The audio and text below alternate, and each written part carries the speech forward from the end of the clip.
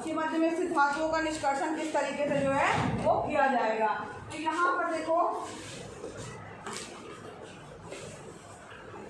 ये हम लोगों ने पढ़ लिया था क्या, धातुओं का निष्कर्षण। अगर सक्रियता श्रेणी में नीचे आने वाली धातुएं जो होती हैं वो क्या होती हैं, वो ज़्यादा अभिक्रिया नहीं कर पाती हैं या कम अभिक्रियाशील होती हैं।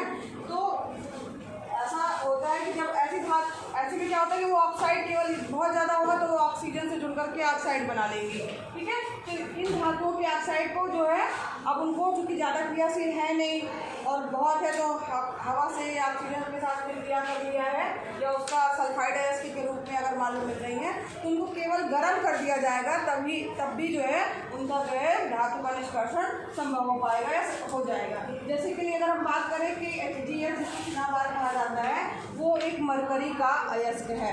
मरकरी का अयस्क क्या है, सिनाबार, जिसका फार्मूला क्या है HgS, ठीक है। तो इसको केवल जब गर्म करेंगे हम सबसे पहले HgS को ऑक्सीजन के ऊपर, अब जब गर्म कर रहे हैं तो ऑक्सीजन तो सब जगह विद्यमान है, ठीक है। तो वायु में गर्म करने पर क्या हो जाएगा, सबसे पहले जो है इसको जब गर्म किया, ताप दिया हमने, तो ऑक्सीजन जो है वो Hg के साथ जुड़ जाएगा और सल्फर डाइऑक्साइड गैस जो है वो मुक्त हो जाएगी, ठीक है। इसके बाद जो है HgO जो है वो आपका उसको फिर से और चूँकि गर्म कर ही रहे हैं हम, जब और ज़्यादा गर्म करेंगे हम तो उसमें से ऑक्सीजन मुक्त हो जाएगी और Hg जो है वो अलग हो जाएगा, यानी कि मरकरी जो है वो आपकी अलग हो जाएगी, वो धातु जो है वो अलग हो जाएगी। इसी तरीके से अगर हम देखें तो अगर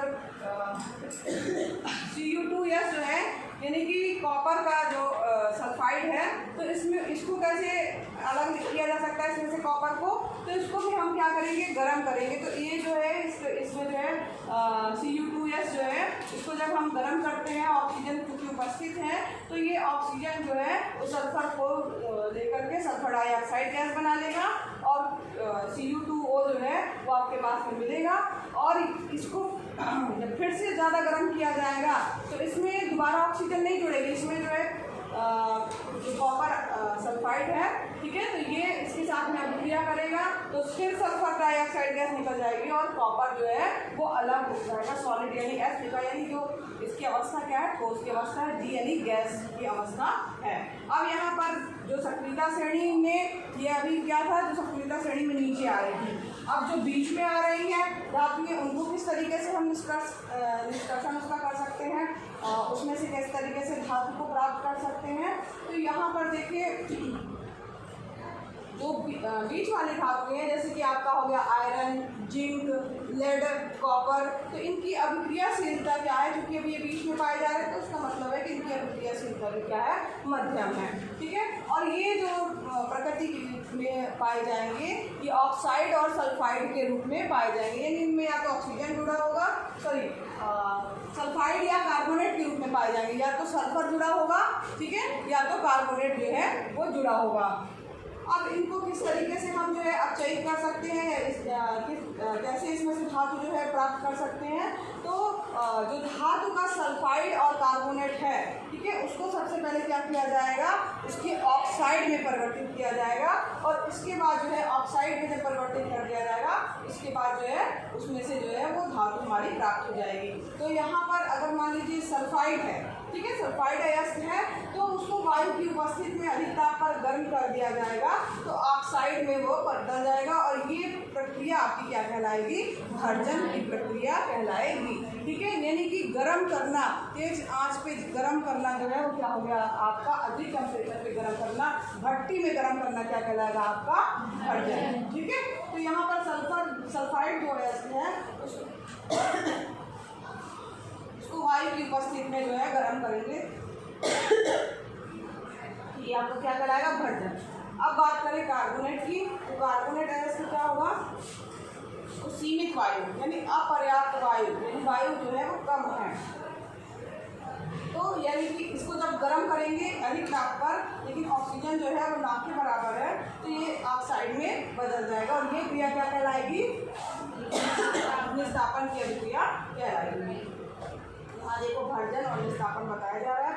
अगर जिंक धातु जो है उसका अगर सल्फाइड अयस्क प्राप्त के रूप में है, वो जिंक धातु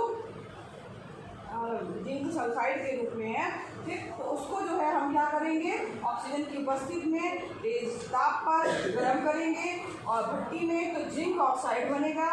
दोनों में वो क्या रहा, दोनों के ऑक्साइड ही बनेंगे, धातु के ऑक्साइड बनेंगे। फिर उसके बाद उसका निष्कासन किया।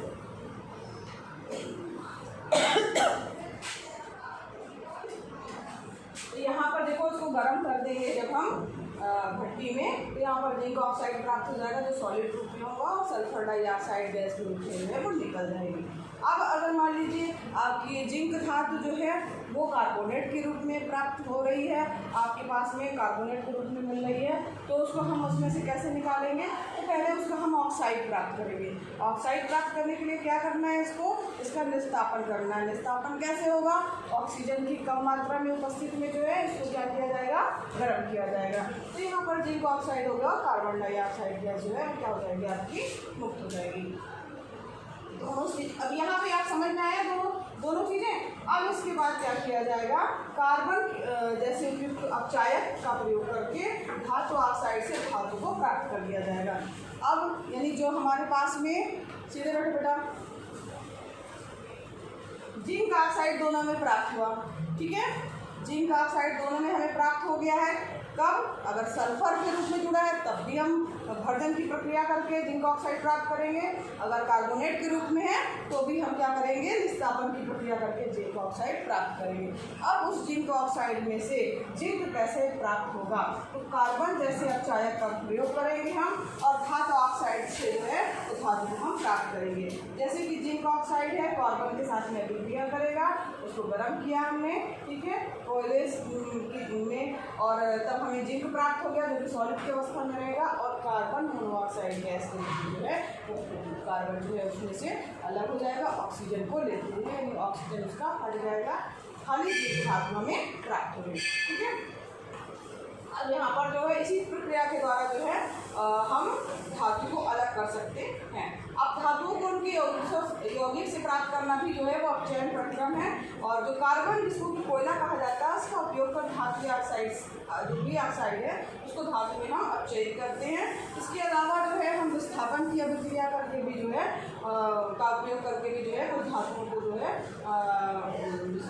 विस्थापन की अभिक्रिया में, मतलब किसी और धातु के साथ जो उससे कमजोर धातु है उसके साथ अभिक्रिया करा करके वो दूसरी धातु को जो है अलग कर देगी और हमारे पास में वो धातु जो है प्राप्त हो जाएगी विस्थापन अभिक्रिया का प्रयोग करके। और यहाँ पर जैसे कि हम बात करें मैंगनीज डाइऑक्साइड की, मैंगनीज डाइऑक्साइड है ये एल्यूमिनियम के साथ अभिक्रिया कर दे रहा है, तो यहाँ पर एल्यूमिनियम जो है वो ऑक्सीजन को जो है लेकर के एल्यूमिनियम ऑक्साइड बना ले रहा है, ठीक है, यहाँ पर, और ऊष्मा निकल रही है और हमारे पास में ये धातु मैंगनीज धातु जो है वो अलग से प्राप्त हो जा रही है। यहाँ पर देखो जो प्रक्रिया हमने की है, एक ग्राफ हमने देखो यहाँ पे देखा था, तो यहाँ पर देखिए मध्यम अभिक्रियाशील धातुएं जो है उसको हम क्या कर रहे हैं, मध्यम अभिक्रियाशील जो धातुएं होंगी दो भागों में पाई जाएंगी, या तो कार्बोनेट में जो भी हमने पढ़ा, या तो सल्फाइड में। कार्बोनेट में अगर पाई जा रही हैं तो विस्थापन की अभिक्रिया होगी, वायु की कम मात्रा में उपस्थित में उसको गर्म किया जाएगा और उसका धातु ऑक्साइड बनेगा जिसका हम जो है वो अपचयन कर लेंगे धातु में, ठीक है। अगर मान लीजिए सल्फाइड के रूप में है उसका भर्जन करेंगे, यानी कि भट्टी में डाल करके उसको गर्म करेंगे ऑक्सीजन की उपस्थिति में, तो धातु का ऑक्साइड प्राप्त होगा। दोनों में धातु का ही ऑक्साइड मिल रहा था जो भी हमने पढ़ा, और उसमें फिर धातु में अपचयन कर देंगे, धातु का हम उसके बाद शोधन कर देंगे। तो यहाँ बीच वाला चीज हमने पढ़ लिया। एक मिनट,